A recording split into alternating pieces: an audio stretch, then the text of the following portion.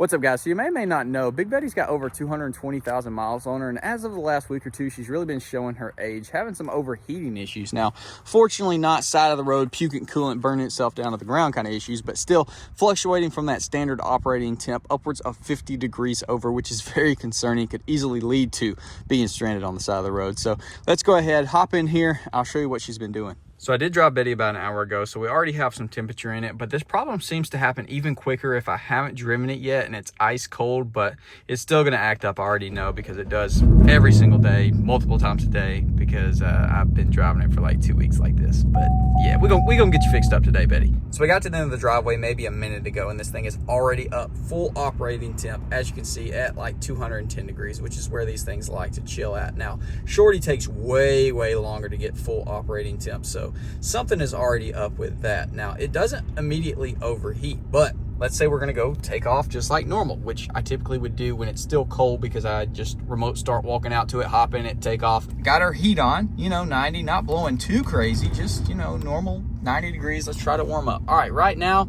we got no hot air.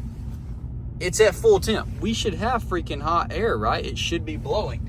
So that's another issue right there, which is just a symptom of the bigger problem. But let's just go ahead and take off. So if you got the RPMs up, it seems to be all right. But now that we're cruising in overdrive and we got the heat on, look, she's already going. She already taking off.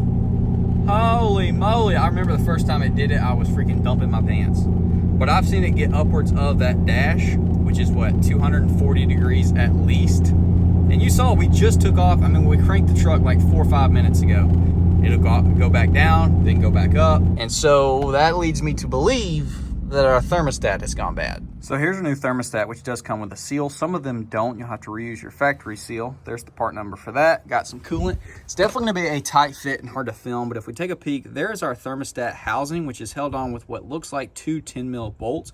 We're gonna try to take those out, peel that thermostat housing back, swap our thermostats without removing the hose or any of the other bull crap. And if we can manage that, this is gonna be a super easy and quick fix. Probably no shot I don't knock the camera off, but let's go ahead and pop these guys free. Well, that was not nearly as tight as I was expecting it to be.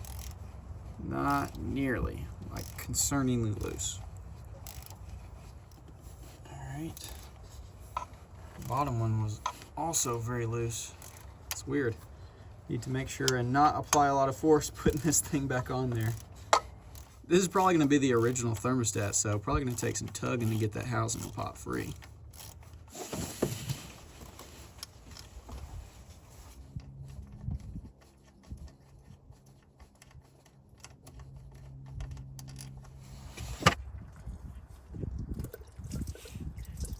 Alright, she's popping free. And goodbye coolant. That smells so yummy. We're gonna let that drain for a little bit, then we're gonna go through here, clean all of this up so our new one will seal properly. All right, I don't know how much y'all can see. We're gonna go ahead and work that guy. Holy crap. Work this guy free. Our seal did not come off with it.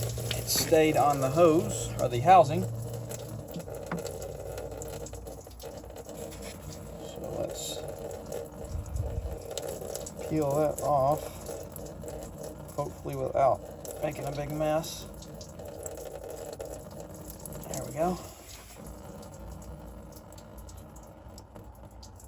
Seal is kind of trash, so we'll go through here and clean this crap up as well. So I've got our housing down here chilling behind the intake tube, just holding it up so all of our coolant doesn't flow out. But it's been about 10-15 minutes, got them both cleaned up real nice.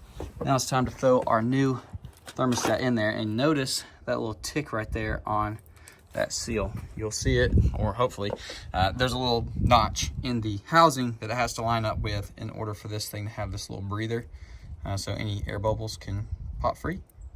So yeah, let's throw it in there and bolt her back up. Just make sure nothing falls off your intake or anything into your system. So hopefully y'all can see properly. If I can get my arm back down in here.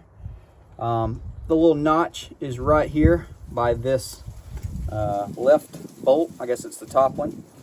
So can slide this guy.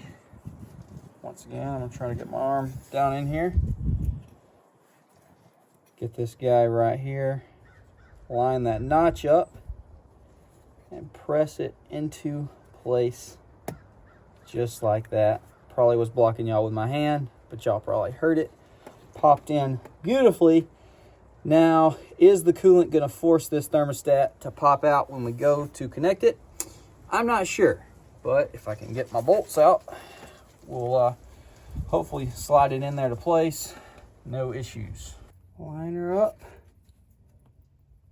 Throw our screws in there.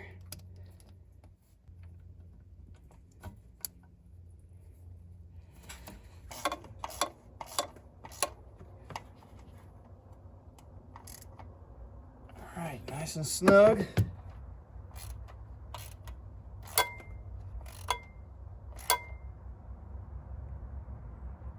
I'm terrified because they were not on tight, like not tight. Plenty tight, I'm sure, torque to spec, but freakishly not on there real hard. Now we're gonna go ahead and add our coolant. Hope we don't need more than this, and also hope that we put that on perfect so that we don't have any leaks and have to take it back off and waste a bunch more coolant. But we're gonna go with, we put it on perfectly, and this is gonna be the exact amount of coolant we need. Also not gonna spill not one drop with no funnel.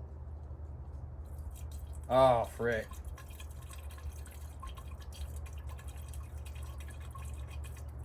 Yeah, it's looking like we're definitely gonna have to get some more. That filled our tank, but we're gonna go ahead and crank it up with the lid off. It's gonna suck a boatload down, and we'll go pick up some more and see how much more we have to add.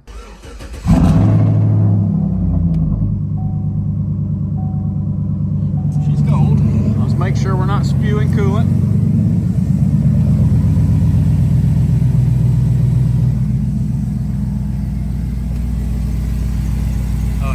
Sucked it dry pretty much immediately, as expected.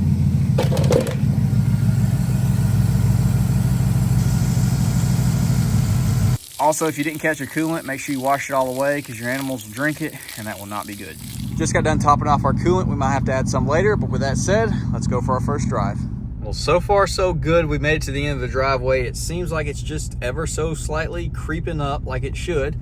We got hot air blowing, so let's go ahead, drive down the road and see what she does. Hopefully just goes up to about 210 operating temp and stays there. But, you know, just like I showed you earlier, we should find out real quick if it's gonna go bad. Boys, I think we did it. I think we freaking did it. We are way past where we were earlier when it was creeping up above 210 and overheating, and it finally raised up right at 210. Perfect. All right, guys. Well, as you see, Betty is a happy camper, and so am I, because shout out to GM. They made a super easy thermostat to swap out. So that's honestly like a, I don't even know, 20-minute, 30-minute job. Cost you about $100 maybe, depending on how much coolant you lose. I think the part itself, which was on the more expensive side as far as ones I saw, was like $36, and then coolant, I had to get 2 jugs of it.